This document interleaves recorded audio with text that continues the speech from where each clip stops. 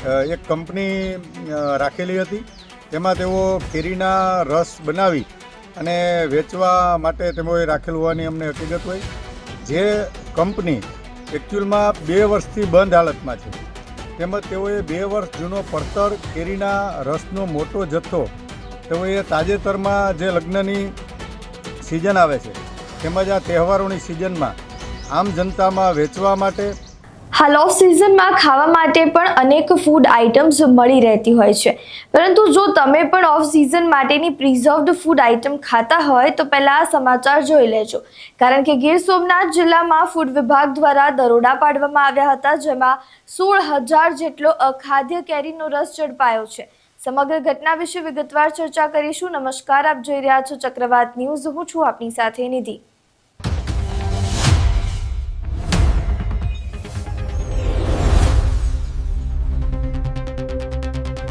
ગીર સોમનાથ જિલ્લાના તાલાલામાંથી ભેળસેળયુક્ત 2 વર્ષ જૂનો અખાદ્ય કેરીનો રસ ઝડપાયો છે.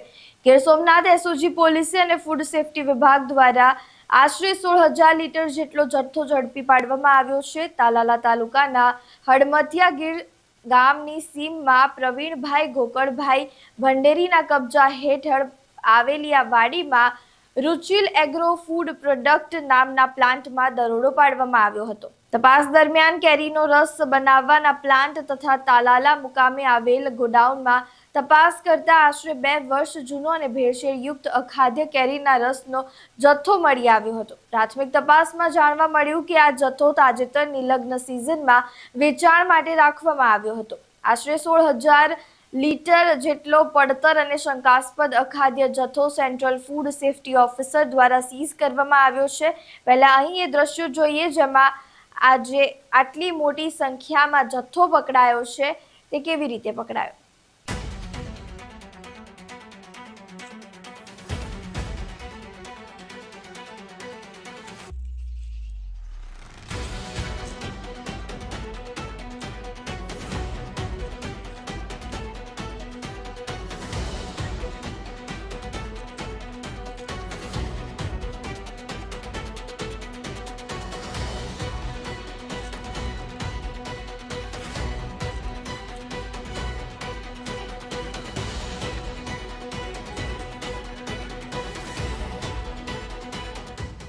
Gir Somnath SOG in-charge PI DM કાગડાએ સમગ્ર ઘટના વિશે માહિતી આપી હતી. અહીં સાંભળીએ પીઆઈ ડીએ કાગડાએ આ દરોડા વિશે શું કહ્યું. જી સાહેબ, આજે કેરીના રસની રેડ કરવામાં આવી છે, શું છે આખી વિગત?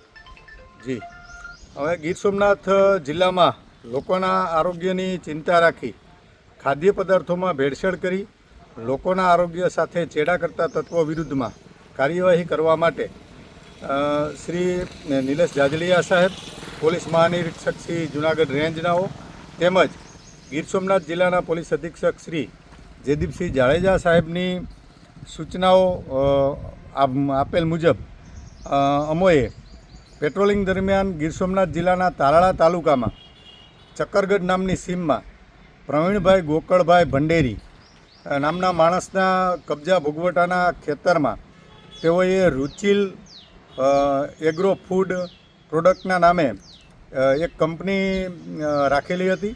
તેમાં તેઓ કેરીના રસ બનાવી અને વેચવા માટે તેઓએ રાખેલું હોવાની અમને હકીકત હોય. જે કંપની એકચ્યુઅલમાં 2 વર્ષથી બંધ હાલતમાં છે. તેમજ તેઓએ 2 વર્ષ જૂનો પડતર કેરીના રસનો મોટો જથ્થો તેઓએ તાજેતરમાં જે લગ્નની સિઝન આવે છે તેમજ આ તહેવારોની સિઝનમાં આમ જનતામાં વેચવા માટે તેઓએ આવો પડતર અને ભેળસેળયુક્ત અખાદ્ય કેરીના રસનો મોટો જથ્થો રાખેલ હોય. જે આધારે અમને હકીકત મળેલ, જેથી અમે એસઓજીની ટીમ સાથે તેમજ food safety officer Shri Gir સોમનાથનાઓને સાથે રાખી અમે રેડ કરેલી. આ રેડ દરમિયાન અમોને તેમની કંપનીના જગ્યામાંથી તેમજ તેઓના રાખેલા એક ગોડાઉનમાંથી 16,000 લીટર જેટલો કેરીના રસનો આવો પડતર અને અખાદ્ય હોવાની શક્યતાવાળો કેરીના રસનો મોટો જથ્થો મળી આવેલ. જે કેરીના રસનો જથ્થો અમે જે તે જગ્યાએ હાલ પૂરતો સીઝ કરેલ છે. તેમજ આ કેરીના રસના જથ્થાને સેન્ટ્રલ ફૂડ સેફ્ટી ઓફિસર પાસે પરીક્ષણ કરાવવા સારું અમે રાખેલો છે. અહીં તમે તમામ દ્રશ્યો જોયા. એવામાં હવે ફૂડ પેકેટ્સને લઈને ચિંતામાં વધારો થયો છે.